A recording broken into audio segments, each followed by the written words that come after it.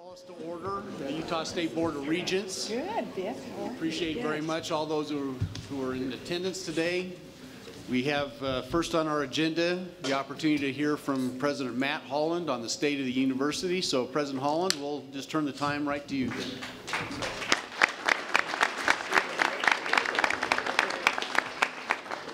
Thank you, Chair Campbell. Welcome, everyone, to Utah Valley University. And if I can, as a point of personal privilege here, this is a remarkable time of transition in the state of higher education here in Utah.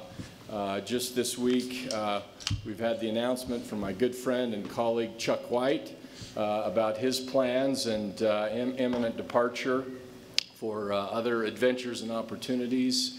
And we've seen the elevation of friend and colleague Ruth Watkins as the new president of the UVU, and we've known of Dave's plan for a while. And so on behalf of Utah Valley University, if nothing else, a round of applause for Chuck, Ruth, and Dave and their service to them.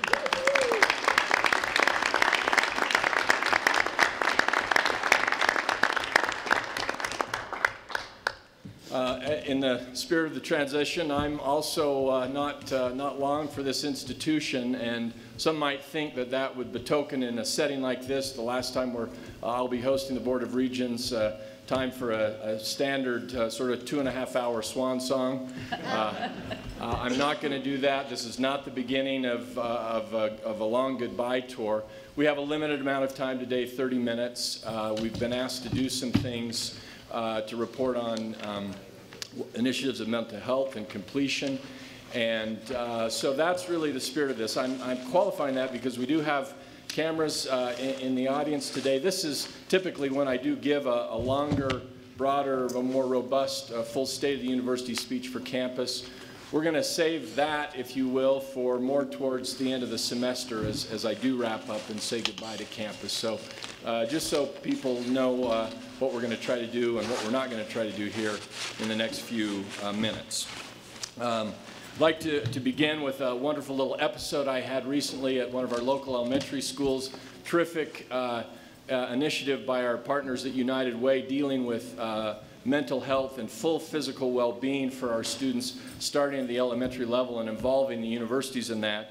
And with Bill Holterstrom and others, went over to Rock Canyon Elementary, had a wonderful lunch, and spent this delightful time with these third graders who were charming and engaging, and we had this wonderful conversation. And in a way that I was just totally bowled over with, this young lady that I'm speaking to, as she walked off, said, "Go werewolves."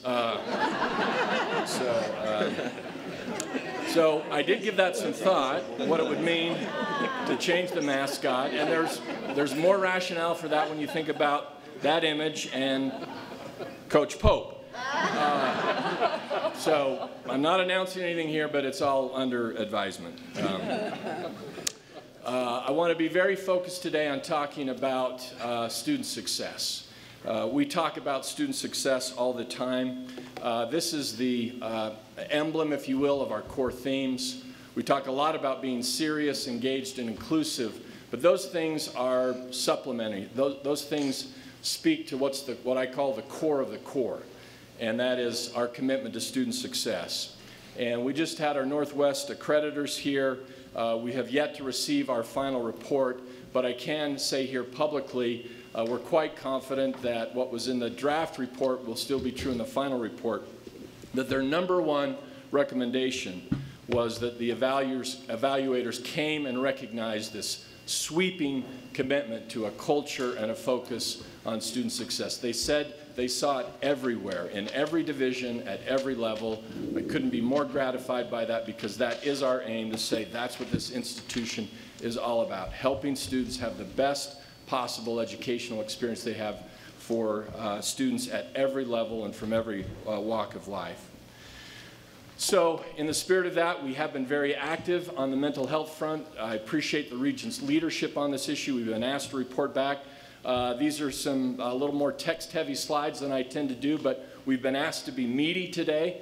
So I do want to give you the meat of some things that we're doing on this and also on completion. So one of the things that's unique about UVU is the way we've got a fully integrated healthcare approach. So we've got medical, therapy, psychiatric crisis assessment. They all work in integrated concert with each other. We have a seamless referral system from one service to the other. We've got an integrated electronic format for doing that. I think it's a unique leading edge approach here in the state. You can see the snapshot of the level of commitment we've got to this in terms of the number of mental health therapists, 12, a psychiatric nurse, 8 therapy groups, 2 full-time equivalents in our crisis center. We've added 12 since 2011. So we've been at work at this. This is important to us moving forward. And we've gotten much more efficient in our intake process, serving more students and offering increased hours. Just to give you a little bit more, even more meat on those bones. So we've added a director of assessment and an intern program. This has helped us reduce waiting times from 6 months to less than 1 month. We're completing 5 times the tests than before the intern program. We added a crisis unit 3 years ago that has no wait times. And you can see what we've done on increasing the hours there. We've got group therapy. This has helped reduce the pressure on individual therapy, and there's no wait time on that. Psychiatric service has increased from 12 hours to 40 hours a week, and it has less than a 1-week wait time. And in terms of outreach and training, 4 years ago, almost non-existent. And now we train over 2,000 individuals, employees and students per year, and you can see the figures for students and faculty, and what we're doing now just in fall alone, 1,100 students on mental health outreach and a focus on suicide prevention with our faculty. So we believe it, we've been on it, we're going to stick with it, we're going to improve even beyond this, again with the help and coordination of Regent leadership on this. The other thing we've been asked to talk about is student success and completion. Again, sort of a meaty slide and smaller font than I like to do, but it helps you see that dating back to 2006, this has been something we've been attending to and concerned about. Started with initiating a student success and retention committee in 2006, and every year since then, major initiatives focused on this idea of helping retention, helping completion, moving a student through all the way to graduation. And you can see everything from early alert programs to retention mentors, a freshman reading program, a UVU commit program, an orientation, mandatory orientation, completion grants, a completion plan, a new scheduler program, a new gateway course redesign. I'll talk in a minute about math and some other things. So we're at this every single year, layering more and more into our efforts to make sure that we draw them in and we push them through to a completion. So in terms of how we've done on that, in terms of a traditional IPEDS measure, since 2010, when we really got started in earnest in this administration, we've seen a 79% increase in our graduation rate. The raw numbers of our completion have increased 37%. This the last year that we have the hard numbers for is over 5,000 graduates. Having said all that, and while we think that's impressive, it's not our best measure. I think as this group knows, but I'll take time to explain it again, traditional IPEDS measure is not a good measure for the mission of this institution. It only measures first-time, full-time, bachelor's degree seeking students. So even right now, this is effectively measuring about 13% of our student body when it's looked at on that. Because we've decided to stay inclusive, we've embraced this open admissions mission, we've retained a community college role within a university, we have a very different mission than just catering to students that are first-time, full-time bachelor's degree seeking students. We think a better measure is now, and IPEDS is starting to recognize this with their outcomes measures, is something that looks at something on an 8-year lag. Many of our students are older, they work part-time, they take more time. It's not that they're dilly-dallying or not being really hardworking. It's the realities of life, and it takes them longer.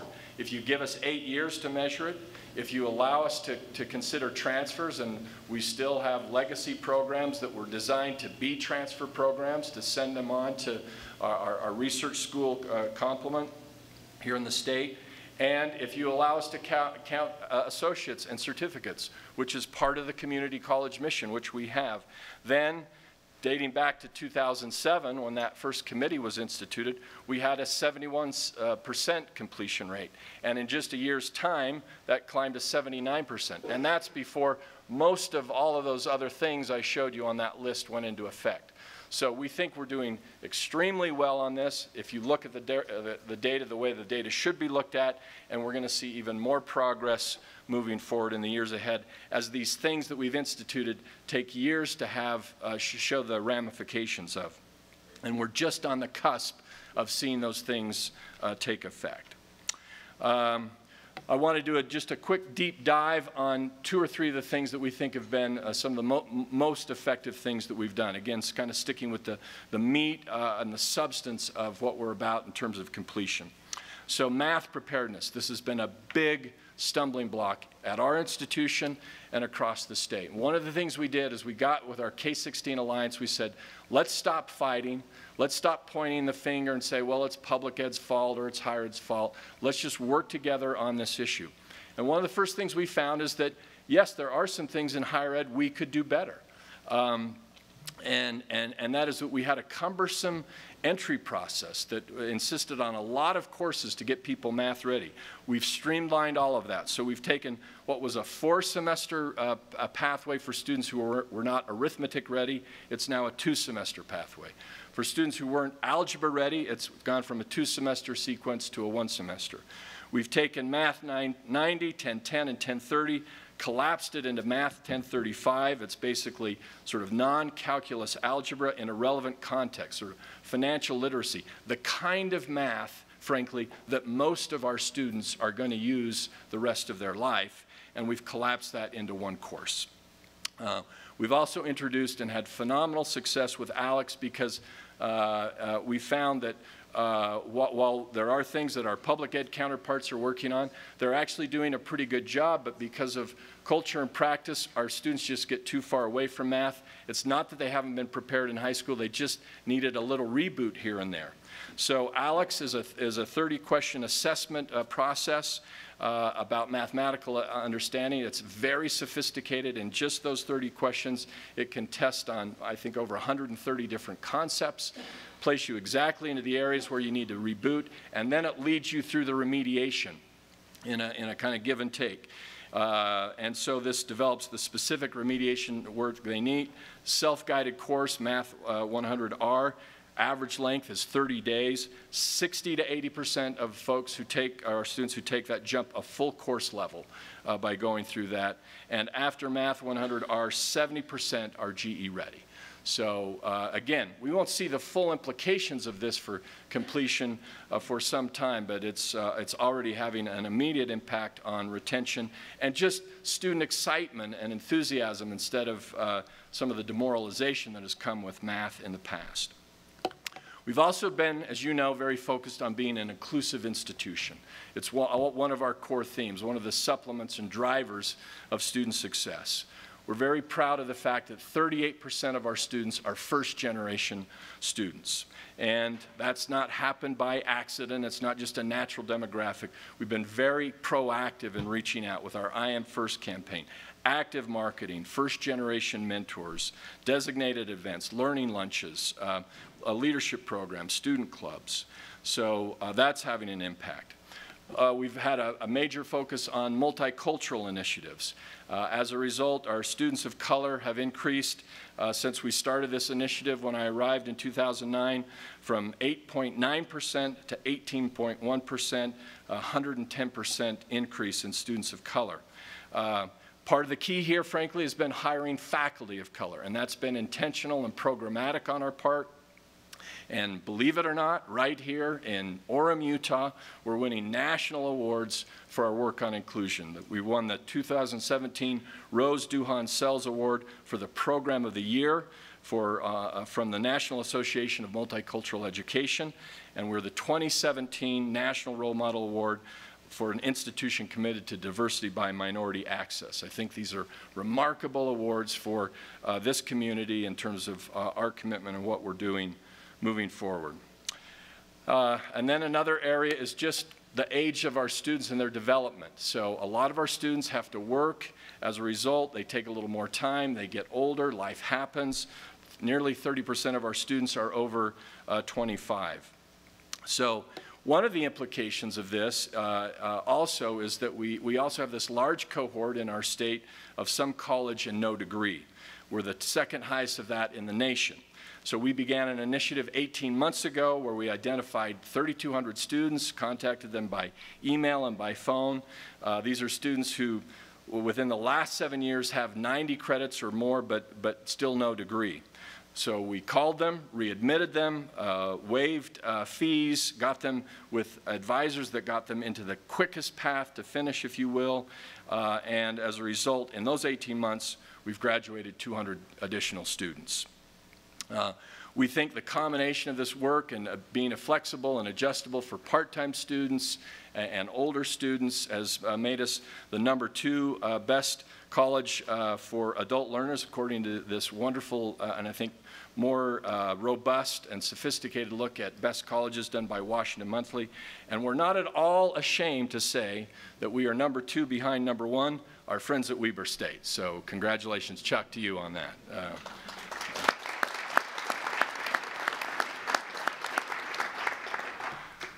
Third thing, our dual mission. This is part of our effort to help more people get into college and complete college. And it's this idea of combining a community college and a teaching university. And so you can see our continuing commitment to associate programs and certificates, open admissions, active outreach, even as we build out this really dynamic teaching university with master's degrees and rigor and expectation and PhD-trained faculty. And this is all integrated. And it starts as early as high school with concurrent enrollment, with things laddering in to certificates of proficiency, to associate's degree, to bachelor's degrees that now have people teed up for master's degrees. Here's a track in IT that starts with a certificate of proficiency, that ladders into a certificate of completion, that ladders into an applied science, and then a Bachelor of Science. All of those credits counting, no worry about transfer, what transfers, what doesn't, no changing locations, no changing advisors, no changing anything, just moving through in step function fashion. It's been a very powerful tool. These are the programs that we have stackable degrees for like that, and this is a big part of this phenomenon. So this is the change in our class level from 2008 to 2017. And what it shows you is that we're growing in every class, and you would expect that at some level. We live in a fast-growing part of the state. But if it were just the demographics, you'd expect that biggest bump to be in the freshman class. But our biggest bump actually is coming in our junior and senior class. What that means is that by virtue of these retention efforts, the completion efforts, by these efforts to ladder students on in, to draw students in who may think all they can do is a certificate or all they can do is an associate degree, and find out, hey, I can do this at a university and I'm competing and I love it and I'm inspired and I want to go on now and get a bachelor's degree. We're starting to really grow at the junior and senior ranks, which again will start translating into even more robust completion and graduation rates. So, this is, I think, as you know, starting to get quite a bit of international attention and national attention. And just two recent things, an article in Public Purpose, the magazine for the American Association of State Colleges and Universities, and just this week, Inside Higher Ed, a terrific focus piece on this dual mission model and what we're doing. I love this quote from Joe Garcia. It's rare that faculty members, administrators, and state lawmakers agree on the mission for a new beast like UVU, said Joe Garcia, president of the Western Interstate Commission for Higher Education and a Democratic former lieutenant governor of Colorado. We praise the model. This is the next step in the evolution.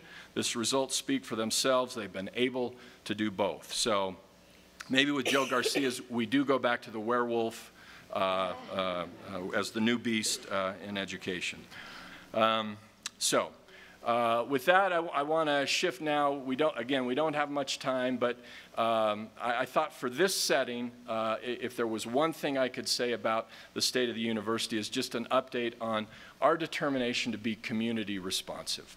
That in our effort to promote student success, that we need to listen to the community as those who hire our students, who involve our students in the community, who raise our students, if you will. What are the needs that you're facing? And we've made this huge effort to be responsive to the business community with the Business Resource Center. You can see the number. This has become the kind of ultimate one-stop shop in our valley for those who are interested in business, with all of those different entities from USTAR, EDC Utah, Manufacturing Extension Partnership, all located right there moving forward. We've responded with specific requests for master's degree. This is based on the data of our valley, the request of leaders, and they're not the typical master's degrees that you would think about in the evolution of a university. Cybersecurity, public service. Those have been very tailored and specific responses. Engineering. We just heard a comment this morning in our gathering with the regents and the trustees from Jack Sunderledge, who's one of our trustees, talking about a recent Silicon Slopes conference. Last year they had the first one, 5,000 people there. They hope they might exceed that a little bit, maybe get to 10,000. They had 14,000 people show up this year. This is what's happening in our community. These are areas where we've got to educate, we've got to produce people with the degrees, and we're going to do this in a robust and aggressive, effective way moving forward. This is just one example of that. Here are all of the CTE programs. It's not just engineers that we need support folks in many different areas. All of these have advisory boards. The entrepreneurial community is feeding into the Silicon Slopes atmosphere, the dynamism of this place. We want to bring that onto our campus. Just this week, we announced 3 new venture funds, all with a different focus and approach for kind of where the students might be in their entrepreneurial stage. This is nearly $200,000 of donated monies that will go into these seed operations to let students start to take their ideas and turn them into businesses and get that real-world experience. Wonderful new social media command center. Responsiveness to cybersecurity. We're the partner for the National Cybersecurity Alliance. Every organization on this planet is now concerned about cybersecurity. We've got our new master's degree. We're pioneering our efforts there. Our students are winning national awards in that critical area. And then finally, I'll just say as I wrap up here, I only have what I have here, and there's so much more on this campus than what we do for business. There are so many other issues, there's so many other needs. One example, frankly, this came from talking in the business community as we'd talk about, economic development and competitiveness and workforce development. And at the end, a CEO would say, I've got this child with autism. What are you doing about autism? We just started to hear that over and over again. So we went to work on that. So this year, we cut the ribbon on the Melissa Nelson Center for Autism. We're pleased this was entirely paid for by privately raised funds. We did a value engineering program on it, and it still has won a statewide architectural award. But more importantly, what happens is inside of it, demonstration classrooms to help educators know how to teach and support the young in those situations, hosting statewide initiatives, a pathway, a passages program to help those students who kind of move out of K through 12 where there's so much support for autism and then virtually nothing afterwards, and new programming, a resource library for parents and leaders and others. Many more things that will come out of that. But again, that's just an example of we listened, we've responded, we're moving forward. And then finally, I'll say, to tee you up for lunch, which is where you go next, this will be over in our Mark and Debbie Bingham Roots of Knowledge Gallery. A university is, at the end of the day, something much, much more than just an arm of workforce development, or even just being something responsive to the community. It's about learning for the sake of learning. It's about exposing your students and the community to great art, great literature, philosophy, music, an appreciation of the past, technology, government, There is so much there going on that we all need to be more familiar with and more curious about and more informed by. And that was what inspired the building of the Roots of Knowledge Windows, this tribute, this paean, if you will, to the best human advances in all of those disciplines that I mentioned. So we're going to host you at lunch over there. We'll have our docents there who can answer many of your questions about what this means and that. I'm still discovering every time I visit it dozens of new things that I didn't see or know or understand. But as I wrap up here, let me just mention one particular panel. By the way, I will note it was noted the People's Choice Award for the Code Awards. This is the National Award for Public Art, and we were very honored by that accomplishment. But this is one of my favorite panels. This won't come as a surprise to anyone, knowing my background and training and scholarly interests as a student of the American founding. I worked with Tom Holdman on this and several of the panes. And what you start to see is the level of detail and both the historical informedness of it, but also some of the playfulness of it. So it's not all perfectly historically accurate, and yet it brings so many things to bear that might be interested. So that's the kind of the traditional picture of the signers of the Declaration of Independence, but lots of little touches like Jefferson clutching the architectural plans to Monticello, one of the great architectural designs in America. John Adams holding his letter to Abigail Adams, this famous correspondence between these towering male-female partnership. Benjamin Franklin holding the Pennsylvania Gazette and having his experimental kite down by his side. So anyway, they're just, in this frame alone, there are hundreds of things going on like that to stir the curiosity, get students interested. So here's one, again, not historically accurate, but historically interesting. If you look at behind, just over Ben Franklin's shoulder there's a chair. Now, that's not the chair that Franklin was sitting in when he signed the Declaration. It is an image of the chair that George Washington was sitting in at the end of the Constitutional Convention. And the famous story here is that at the end of the convention, after all of the back and forth and the fighting and the difficulty and the compromise, Ben Franklin, the sort of the seasoned statesman of the group, says, "General Washington, I've been sitting here this entire summer watching you preside over this convention. And over your shoulder, I see on the chair this half sun. And I've been trying to decide this whole summer, is this a setting sun or is this a rising sun?" And he said, "I haven't been entirely sure until today.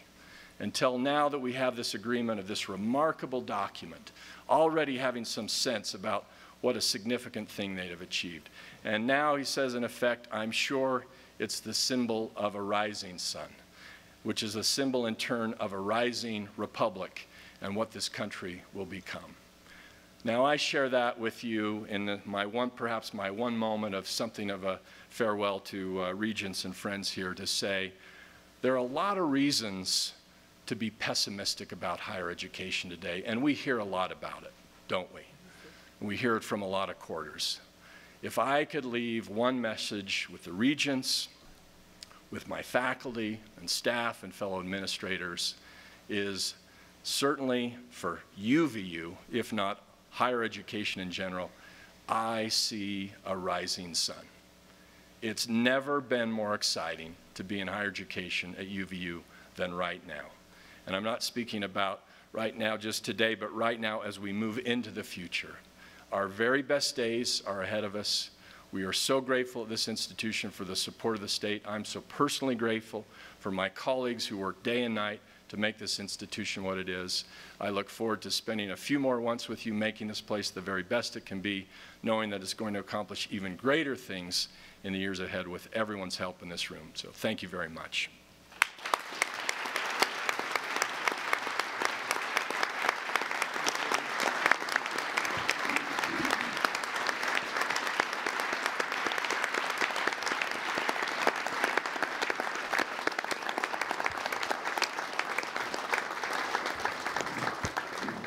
Thank you very much, President Holland. We appreciate that, the insights of the institution and the passion with which you serve. So, If I could turn to Cameron Martin, who will give us some directions on how to proceed to lunch. We'll have a 1-hour lunch, and then we'll be right back here in this session. So, thank you, Chair Campbell. Regents and guests.